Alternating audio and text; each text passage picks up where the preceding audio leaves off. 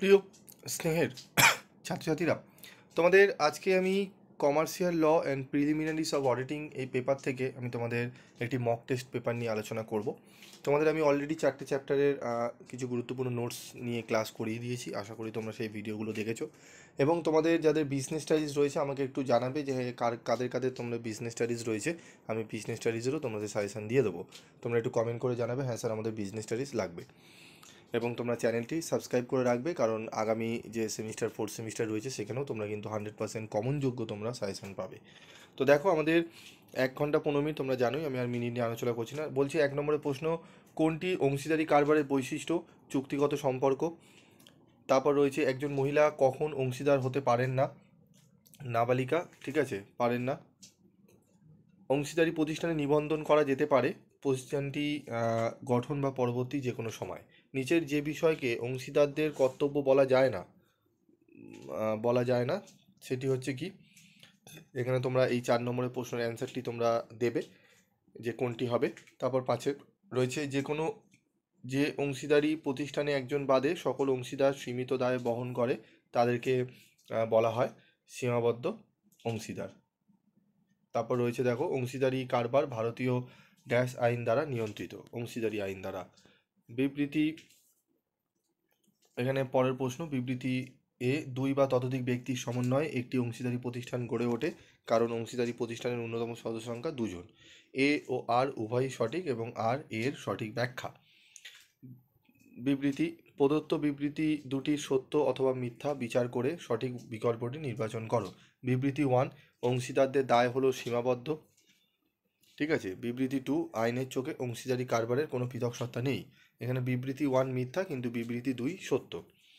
নিচের স্তম্ভ দুটির মধ্যে মিল খুঁজে বের করো, ঠিক আছে। এখানে অ্যান্সার হবে বি, মানে সীমাবদ্ধ অংশীদার হবে সীমিত দান। অংশীদারি কারবারের নিবন্ধন হচ্ছে বাধ্যতামূলক নয়। এবং সি এর অংশীদারির অপরিহার্য উপাদান হলো কি? চুক্তি। কাজ সম্পাদন করার অধিকার হলো ব্যক্ত ক্ষমতা, ঠিক আছে। অত্যন্ত গুরুত্বপূর্ণ প্রশ্ন এটি, 9 প্রশ্নটি। 10, ভারতীয় অংশীদারি আইন চালু হয় ড্যাশ খ্রিস্টাব্দ এবং সম্প্রতি ভারতীয় কোম্পানি আইন চালু হয় ড্যাশ খ্রিস্টাব্দে। 1932 খ্রিস্টাব্দে চালু হয় এবং 2013, ঠিক আছে। সর্বজনীন কোম্পানির সর্বোচ্চ মূলধনের কোন দলিলে উল্লেখ থাকে স্মারকলিপিতে? 13 প্রশ্নের অ্যান্সার দেখো, কোম্পানি নিগমভুক্তির কতদিনের মধ্যে ব্যবসা শুরুর ঘোষণাপত্র দাখিল করতে হয়? 180 দিন। বিবরণপত্রে অসত্য বিবৃতির জন্য সর্বাধিক কত বছরের কারাবাস হতে পারে? 10 বছরের। তারপর দেখো 15 কোশ্চেনের অ্যান্সার কী হবে আমাদের? নিচের কোনটি অভ্যন্তরীণ নিরীক্ষার বৈশিষ্ট্য বলা যায়? ঠিক আছে, এখানে তোমরা অ্যান্সারটি দেবে। 16 নম্বর প্রশ্নের দেখো, সর্বজনীন কোম্পানির দায় হলো কি? সীমাবদ্ধ, অসীম, এ ও বি উভয়, ঠিক আছে। তো সর্বজনীন কোম্পানির দায় কি হবে? তারপর রয়েছে দেখো 17 হচ্ছে অ্যান্সার এ সঠিক কিন্তু আর ভুল। আচ্ছা, এখানেও তোমরা দেখে নাও 23 কোশ্চেন, একটি যৌথ মূলধনী কোম্পানির ক্ষেত্রে নিরীক্ষককে নিয়োগের স্বীকৃতি দান করে জানাতে হয় পরিচালক মণ্ডলীকে, ঠিক আছে। যেসব কাগজপত্র বর্তমান বছরের নিরীক্ষার ফাইলে রাখা হয় তাকে বলে চলতি বছরের নিরীক্ষার কর্মসূচি। নিরীক্ষা সংক্রান্ত নথিপত্র প্রস্তুত করার দায়িত্ব প্রতিষ্ঠানের আধিকারিকের, ঠিক আছে। 18 হচ্ছে নামের শেষে প্রাইভেট লিমিটেড শব্দটি ব্যবহার করা হয় ড্যাশ কোম্পানিতে, প্রাইভেট কোম্পানিতে। নিরীক্ষার স্মারকলিপির অন্তর্ভুক্ত হচ্ছে কারখানার অবস্থান। 19 হচ্ছে পূর্ববর্তী আর্থিক বছরে কোম্পানির প্রদত্ত মূলধনের পরিমাণ কত টাকা হলে অভ্যন্তরীণ নিরীক্ষক নিয়োগ বাধ্যতামূলক? 50 কোটি বা তার বেশি, ঠিক আছে। নিরীক্ষার কর্মসূচির বৈশিষ্ট্য কি? এখানে প্রাসঙ্গিকতা, কাজের বিশদ বিবরণ, যান্ত্রিকতা, সবগুলি হবে। চলতি নিরীক্ষার ফাইলের অন্তর্ভুক্ত নয় পূর্ববর্তী বছরের পরীক্ষিত আর্থিক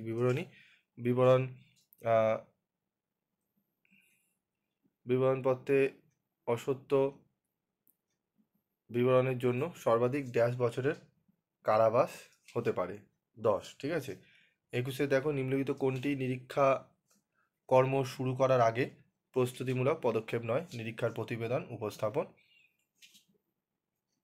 ঠিক আছে। তারপর এখানে দেখো 29 রয়েছে, একজন নিরীক্ষক ড্যাশটির বেশি কোম্পানির নিরীক্ষক হিসাবে নিযুক্ত হতে পারেন না, ঠিক আছে। উত্তর হবে 20।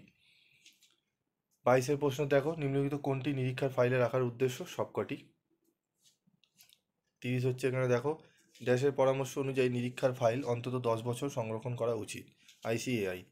31 প্রশ্ন দেখো, বিবৃতি এ, একজন নিরীক্ষক নিরীক্ষার কাজ শুরু করার আগে অবশ্যই নিয়োগপত্র সংগ্রহ করবেন, কারণ আর নিরীক্ষকের নিয়োগ সংক্রান্ত বিধি নিরীক্ষকের পুনর্নিয়োগের ক্ষেত্রে প্রযোজ্য।